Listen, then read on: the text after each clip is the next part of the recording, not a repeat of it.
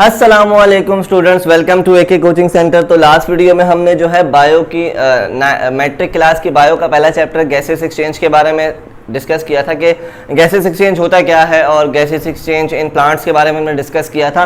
तो आज का जो हमारा टॉपिक है वो है हमारा गैसेस एक्सचेंज इन ह्यूमन। हम इंसान किस तरीके से गैसेस का इखराज और अंदर आना हमारे पास कैसे होता है। जैसे प्लांट्स के बारे में हमने डिस्कस किया था तो मेनली हमारे पास जो है स्टोमेटा के जरिए, रूट हेयर्स के जरिए वो जो है ना अपनी गैसेस एक्सचेंज करते हैं, रिस्पायरेशन करते हैं और सम टाइम हमारे पास जो है उनके जो एयर स्पेसेस होते हैं उनके लीव्स के अंदर उसके जरिए वो गैसेस एक्सचेंज करते हैं। लेकिन हमारे अंदर इंसान जितने भी ह्यूमन बींग्स हैं हमारे अंदर एक प्रॉपर किस्म से प्रॉपर किस्म का एक स्ट्रक्चर मौजूद होता है, ऑर्गन्स मौजूद होते हैं जिसके जरिए हम जो लोग जो है गैसेस एक्सचेंज करते हैं। ठीक है, तो हमारे पास जितने भी ह्यूमन बींग्स हैं हमारे पास जो है प्रॉपर एयर पासेज वे, हमारे पास एक अंदर गैसेस का अंदर जाने का एक प्रॉपर वे होता है, एक प्रॉपर जो है ना एयर पासेज का रास्ता मौजूद होता है। ठीक है, अगर हम सबसे पहले देखें तो हमारे पास एयर जो है, हमारे पास सराउंडिंग में जितनी भी एयर है वो कहां से हमारी बॉडी के अंदर इन होती है, हमारे नोज के जरिए। ठीक है, अब हमारे नोज का अगर हम स्ट्रक्चर देखें तो हमारे नोज के जो ओपनिंग है वहां पे दो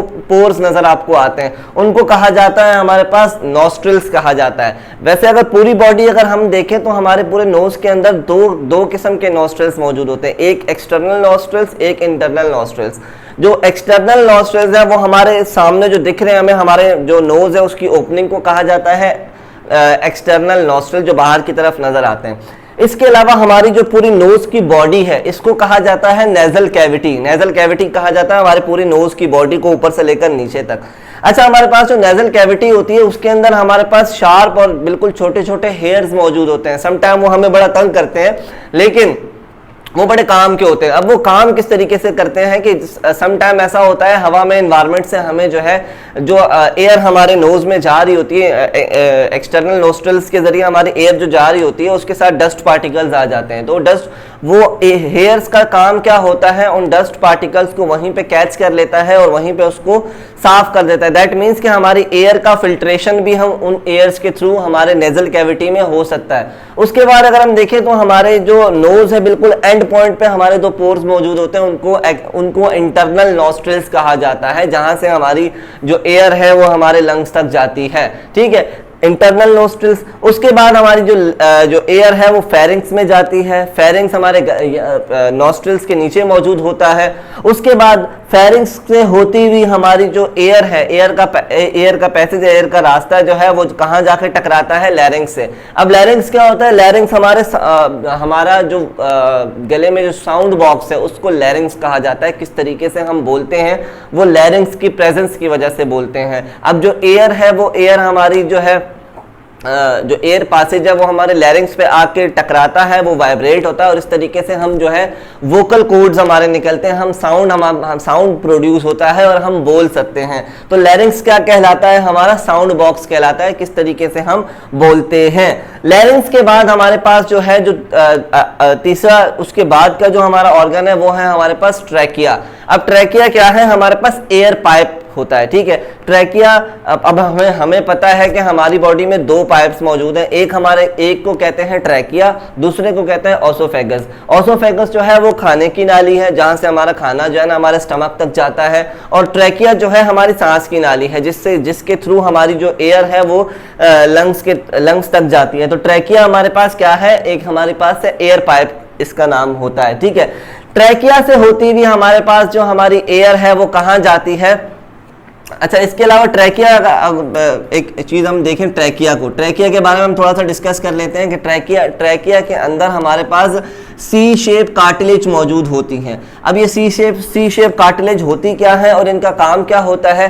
सी शेप कार्टिलेज, इनका काम ये होता है कि ये ट्रैकिया को फटने से बचाती हैं, ट्रैकिया को जो है प्रोटेक्ट करती है। सम टाइम ऐसा होता है कि एयर का प्रेशर बहुत ज़्यादा होता है तो ये जो कार्टिलेज रिंग, सी शेप कार्टिलेज रिंग्स हैं, ये जो है ना खुल जाती हैं और ये एयर की कैपेसिटी को बढ़ा लेती हैं ताकि इसके अंदर, ट्रैकिया के अंदर और भी एयर आ सके और ये कोई डैमेज ना हो, इसको प्रोटेक्ट करती हैं। तो ये सी शेप कार्टिलेज जो है हमारे पास क्या काम है इनका कि ये ट्रैकिया को फटने से बचाती हैं, हमारी सांस की नाली जो है उसको फटने से बचाती हैं और उसको प्रोटेक्ट करती हैं ताकि ज़्यादा हवा आने की वजह से वो फट ना जाए। तो ट्रैकिया के थ्रू हमारी जो एयर है हमारी वो लंग्स तक जाती है। अच्छा, लंग्स तक जाने से पहले भी हमारे कुछ ऑर्गन्स हमारे पास मौजूद होते हैं। लंग्स तक जाने से पहले जो ट्रैकिया है, ट्रैकिया से जो है 2 किस्म की हमारे पास ब्रोंकाइज निकल आती हैं, 2 किस्म की वेन्स निकल आती हैं, जिसके थ्रू हमारे पास जो एयर है हमारी वो ब्रोंकाइज में चली जाती है। ब्रोंकाइज से होती भी हमारे पास जो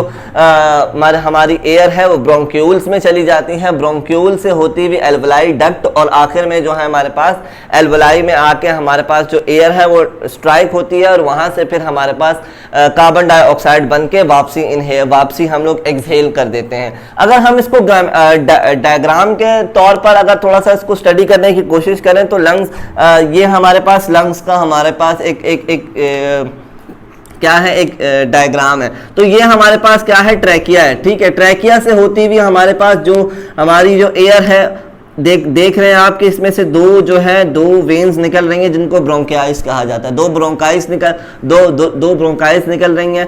अब आगे देखें, इन ब्रोंकाइज से भी दो बहुत सारी हमारे पास ब्रोंक्यूल्स निकल रही हैं। ठीक है, इन ब्रोंक्यूल से भी आप देखेंगे बहुत सारे हमारे पास एल्वलाई डक्ट्स निकल रहे हैं, और उसके बाद आखिर में हमारे पास ये इन जितनी भी हमारे पास एल्वलाइज डक्ट हैं, इसके आखिर ऊपर कुछ जो है ना हमारे पास कैप्स लगी हुई हैं, इनको हम कहते हैं एल्वलाइज कहते हैं। यहाँ आके हमारी जो एयर है वो रुक जाती है, और हमारे पास फिर से कार्बन डाइऑक्साइड हमारी बॉडी में बनकर क्या हो जाता है, बाहर चला जाता है। तो ये हमारे पास पूरा सिस्टम है एक के किस तरीके से हमारे नोस्ट्रिल से, एक्सटर्नल नोस्ट्रिल से हवा इंटर होती है, वो जाते हुए nasal cavity, internal nostril, pharynx, लैरिंग्स, trachea, lungs, bronchi, bronchioles, alveoli duct, और एल्वलाई में जाके हमारे पास किस तरीके से पूरा एयर का पासेज है, किस तरीके से गैसेस का एक्सचेंज होता है, वो इस तरीके से होता है। और हम ह्यूमन बींग्स के अंदर एक प्रॉपर वे होता है, प्रॉपर एयर पैसेज होता है, जिसके थ्रू हमारी एयर जो है हमारी बॉडी के अंदर